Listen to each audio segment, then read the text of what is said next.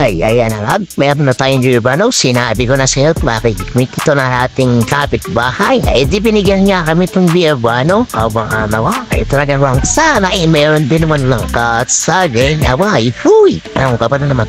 Ang mukha mo, kawupin.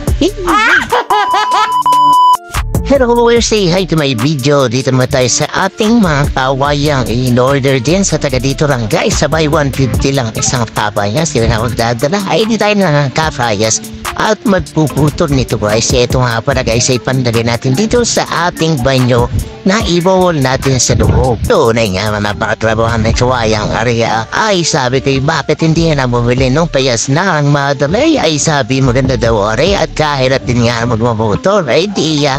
Halos isang araw ata itong gagawing pamutol na ito ay talaga namang naprabaho na rin kawayan. Kaya ay ano magagawa ay gusto natin ay native. Ay di yan ibigay ang native moon.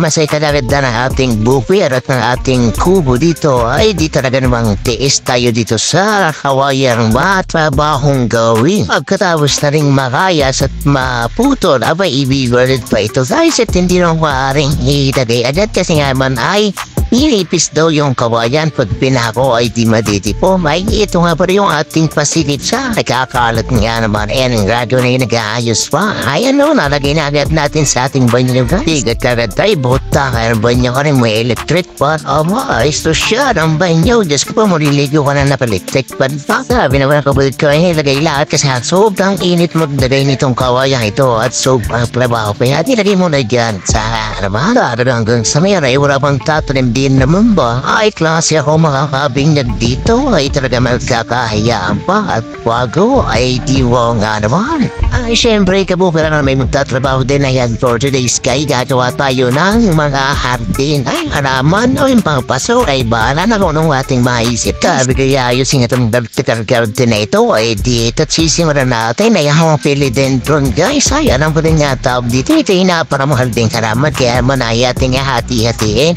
At pag na magawa, hindi sayaran natin. Pag bibili ko, may bibili nga naman. Uy, init na yan ay pag di ka naman nagsambarilo. Ay talaga namang maya-maya inug-nug na rin si Kabuke. Si Kabuke ay talaga namang naparasipag din nga. Eh, di ba? Uy, abay bumili pa ang magandang lupa din sa bawat. Sabi ko may mas maganda pag lambot ng lupa. At ito na guys, ikarabid natin sa ating vertical garden nga naman. Uy, ito naman Kabukir ay sampul ang bali mo tagtaga natin para mas maganda. Di testing mo na nga for today's video guys. Pas karibas nga naman madami pa tayong gagawin Kabukir at kasi nga naman ay pagkatapos na rin ay tayo magdilibot para ating mga halaman sa isang kulay na paso. Siyempre parang habang maganda isang kulay na ating paso na gagamitin. Babay ba natin ang itsura pag gagawin naman pag yun ang sibulan. Diyos ka po ay tagan tala ng wala. Uy! Ayan, at may kawayan na din sa taas. At pagkatapos nito guys, talaga namang nakagutong si Kabukir itong ating ulam niyang ginataang tulingan. Tapos meron ditong nasa batiya. Ganyan, ay wala na mapagday. Tapos may stop ay kasort ng hatang kaniyang ito guys. At nagawang busog-lusog na naman. Ito naman ang nagawa natin sa araw na ito. At meron na yung time vacationistang pinsan. Abang ay naman. Kasi nga naman gusto daw niya makita ang ating bukir. At natutuwa sa manood dito araw-araw. Ay siya, salamat sa pagbisita. Thank you for watching. Please like, share, subscribe. Peace out.